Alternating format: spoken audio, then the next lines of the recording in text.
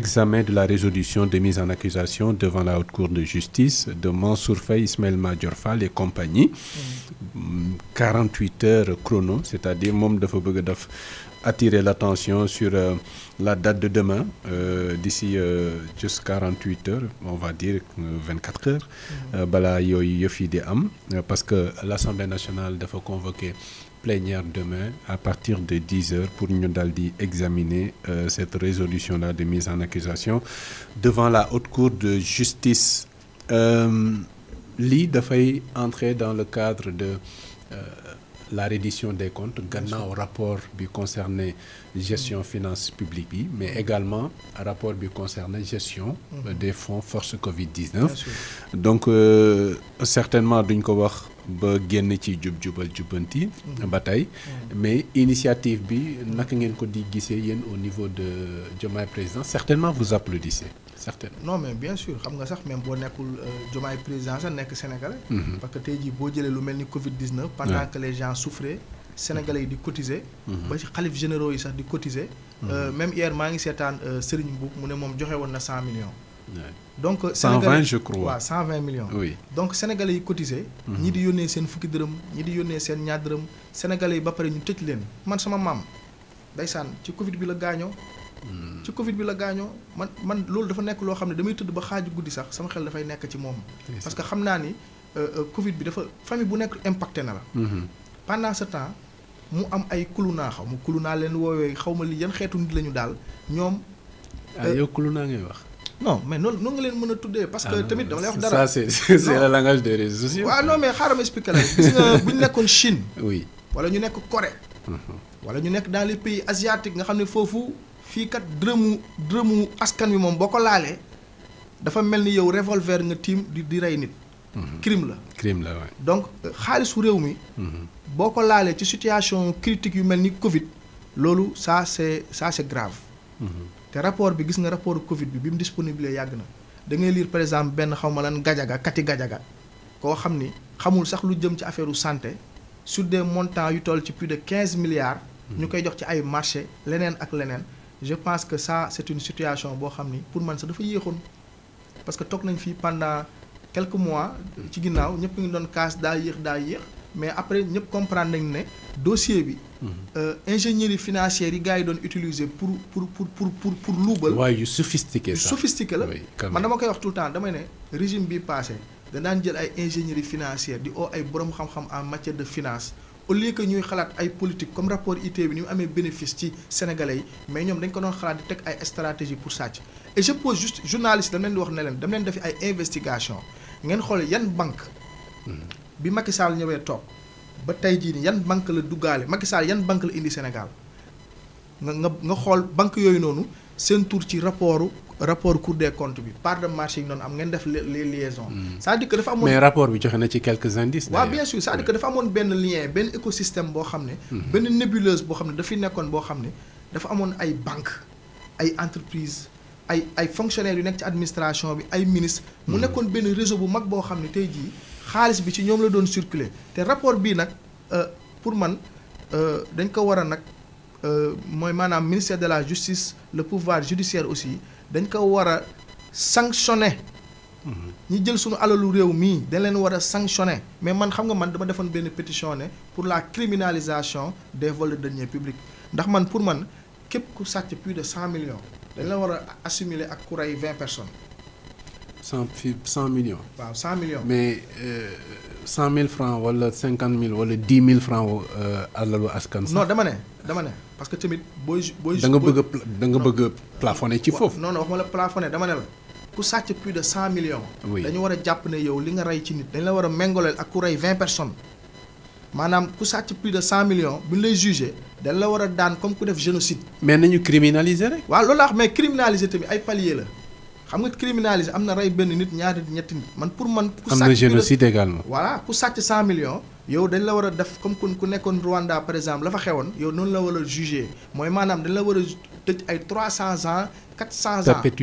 perpétuité sax doyut il faut que mu symbolique xam nga perpétuité nit ki sax mun na dee ñu récupérer ay xam dem suuli.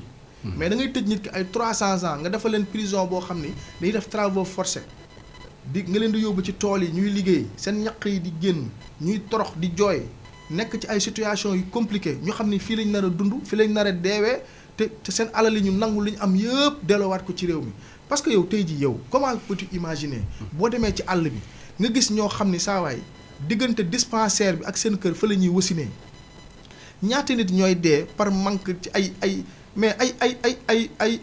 affaire yu ñàkk fayda fii day rey nit Sénégal pendant ce temps là nga gis ay ministres yoo xam ni ay ex ministres yoo xam ni ay DAGE yoo xam ni dañuy tiim keesu réew mi lu mel ni Covid ñu war a jënd ay bouteilles de gaz sénégalais yi nekk en souffrance place amul yow nga ne da ngay non mais lii moom vraiment c'est inimaginable vraiment lii nii c'est frustrant lii dafa métti ci xol yow c'est-à-dire que lii vampirisme la boo xam ni des fois doo xam sax noo koy qualifier quoi yow waxuma la sax sàcc mais da nga tiim xaalis réew mi di jël imaginez yow saaku ceeb buy jar 25 000 francs buy jar 25 000 francs nga daal di koy surfacturer benn saaku ceeb jusqu'à 125 000 francs. 125 000 loolu c'est criminel loolu c'est odieux ba pare nag ñu am fitu toog fii di wax ci télé yi.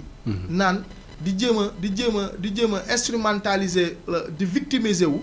pour que ëllëg bu leen di jàpp ñu naan décision politique mais heureusement que sénégalais yi moo tax gis nga loo tax ma ne la sànq. Ousmane Sonko bi muy formé gouvernement am bi mu demee jëli ji Ousmane Diagne xam nga lu tax mu def loolu. oui parce que xamoon na ni ministère de la justice képp ku mu fi mën a teg dañ naan partisan la bu jëloon Waly Diouf Bodiang def ko ministre de la justice heure bi dañ naan Pastef moo ngi. non quand même Waly doo leen ko def ministre de la justice. non mais Macky Sall a fait pire. non bu leen copier loolu. waaw non loolu laa def dama lay expliquer. Waly na développé fort Waly ak daas fanaanal bi. ngeen def ko ministre de la justice. non loolu tax ma ne la moo ci baax nag man Waly moom. non Waly moom laissez-le développer le port en attendant. non macha allah liggéey bu muy def rafet na port. oui mais il nous faut bon ñi fi nekk aussi le ministère de la justice moo ngi def liggéey bu am solo mais dama la bëggoon wax rek ne la. boo gisee Ousmane Sonko def le choix de Ousmane Diagne def ko ministre c'est pour que lii nii xam na li xew.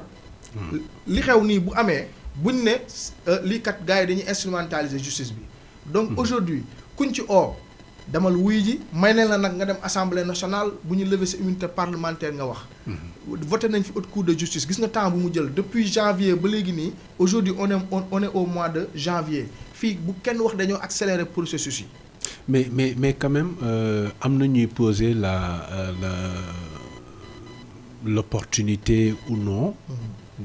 à ce que ñu am ba tey haute cour de justice parce que gis nañ fii le président américain Donald Trump ñu jugé ko ci ay juridiction ordinaire yoo xam ne askan wi ñëpp fa lañ leen di jugé Nicolas Sarkozy bien sûr lan moo tax privilège de juridiction yooyu woy di am est-ce que ne devrait pas se poser le débat concernant haute cour de justice ndax day wëy wala war nañ ko mën a réformer.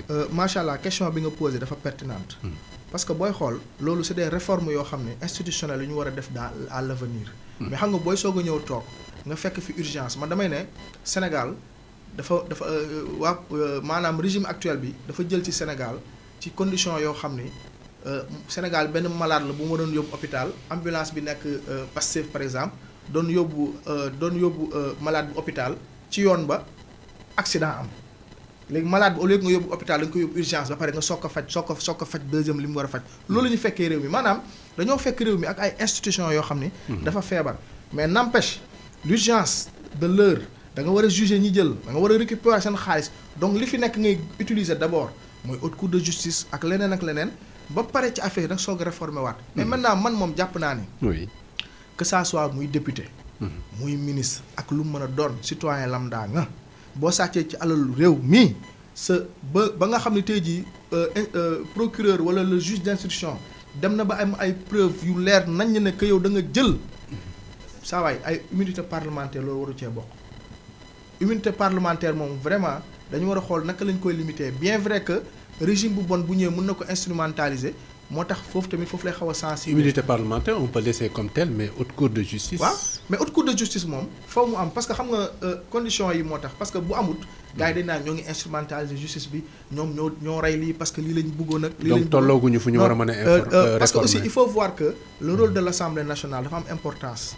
Assemblée nationale foog ñu koy boole dans le processus. comme par exemple Assemblée nationale ni ñu koy boolee ci vote de budget par exemple xam nga tey jii amul benn budget bu ñuy voté wala ay décisions yi ñuy jël au plan financier bokkul ci loi de finance bi nguur gi def ko loolu boobaa dafay jéggi yoon. moo tax assemblée nationale xam nga dañ ne 3 pouvoirs le pouvoir exécutif le pouvoir judiciaire et le pouvoir législatif. Donc le pouvoir législatif aussi tamit il faut que mu am solo ci écosystème bi nga xam ne moo nekk nii et que chaque fois bu ñu jàppee ay nit ñu mën a ñëw assemblée nationale jàkkaarloog député yi. mooy mën a tax day jox légitimité pouvoir judiciaire quelque part.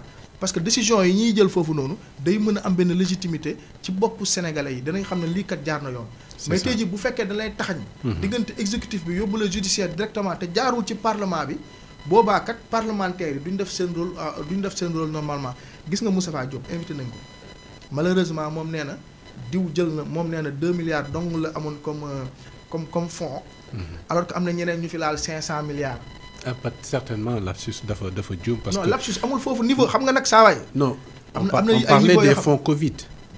ci 1000 milliards la toll. waaw 600 milliards yi. waaw moo nekkoon pratiquement 600 milliards et poussière. mais il y a eu 400 milliards d'exonération. bah bien sûr waaw. xam nga loolu foog ñu préciser ko.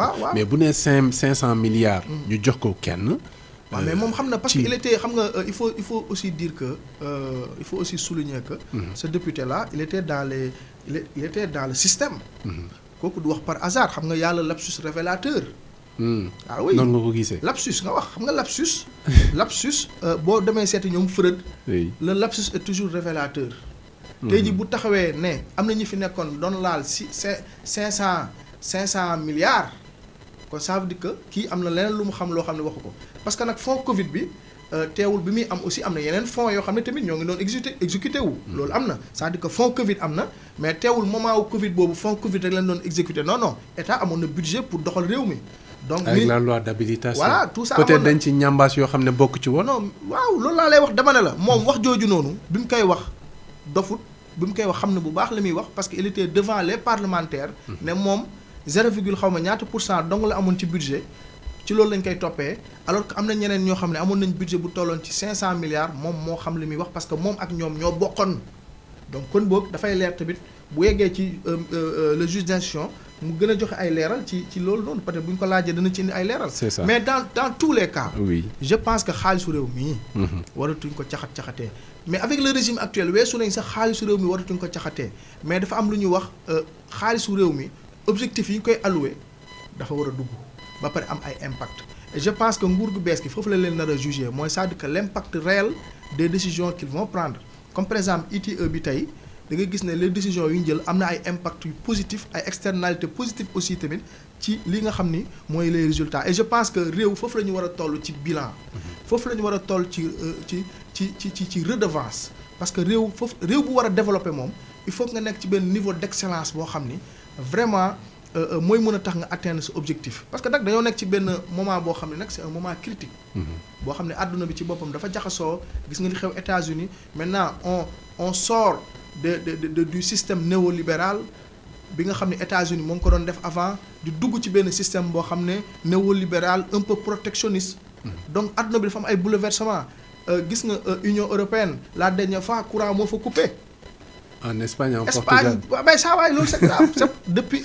maanaam adduna bi ci boppam mooy soppeeku France danañ dem ba nga xam ne ndimbal ba mu doon jox réewu africain yi dootu ko defati parce que boo duggee biir France am nañ ay problèmes yu gën a rëy yoo xam ne xaj na foofu léegi nag bu tombee nag États-Unis moom tàmbali na déjà non États-Unis moom day dagg day couper les ponts parce que nag xam nga ay USAID c'était des institutions yoo xam ne actuellement ñu ngi menacer même les financements du BAD de la Banque africaine de développement waaw mais bien sûr parce que xam nga aujourd'hui comme ni ma la koy waxee rek que ça soit la Banque mondiale que ça soit le FMI que ça soit toutes ces institutions multilatérales là da leen a créé wuñu leen pour ñu développer Afrique on les a créés pour contrôler on les a créés pour libéraliser l'économie africaine tey jii boo xoolee l'ajustement structurel du FMI privatisation yu métti yi nekkoon à outrance c'était pour libéraliser l'économie africaine c'était pour libéraliser l'économie sénégalaise boo xoolee ñoom Mamadou Dia biñ commencé ut ay alternatives di dem ay URSS Union soviétique di fi uti xam-xam di fi uti ay partenaires ca leen a liquider et man lire naa ay rapports yu CIA yoo xam ni Senghor demoon na États-Unis en 1900 xaw ma ñaata di jooy ci président bi pour wax ko ne ko au Sénégal on a un petit problème mooy lever. de fonds. non lever parti politique nga xam ne dañuy dem ay URSS di fa uti xam-xam. et que moom dafa xawoon tiit ci loolu. donc loolu Senghor ci rapport CIA yi Senghor loolu moo ngi ko doon jooy États-Unis donc aujourd'hui comme li may mën a wax mooy le Sénégal actuellement dafa nekk ci benn trajectoire boo xam ni dafa laaj nag ñu ànd ak moom. et du sax notre initiative GOAT bi tey jii parce que dañu gis ne. dinañ ci ñëwaat dinañ ñëwaat ci GOAT. GOAT dinañ ci ñëwaat dinañ ko consacrer benn chapitre. mais on reçoit une mauvaise nouvelle boo xam ne. on nous apprend que le commandant Pape Mignane Ndong, aide de camp du Premier ministre Ousmane Sonko, est rappelé à Dieu. Il est rappelé à Dieu tey jii. donc dëj la boo xam ne Sénégal am na ko Premier ministre am na ko primature am na ko mu nekk lu tiis Djibril. Ben li moom vraiment nouvelle bu non voilà donc kii. Oui c'est très difficile là. Yàlla ko yàlla yërëm. amiin parce que xam nga nos forces de défense et de sécurité. ñii vraiment kenn amul seen fay. parce que dañoo sacrifier pour la nation. ñëw jàng seen xam-xam ñu def ko au service de la nation. rawatina nag ñii nga xam ne ils sont expérimentés. jël seen expérience def ko au service du nouveau régime.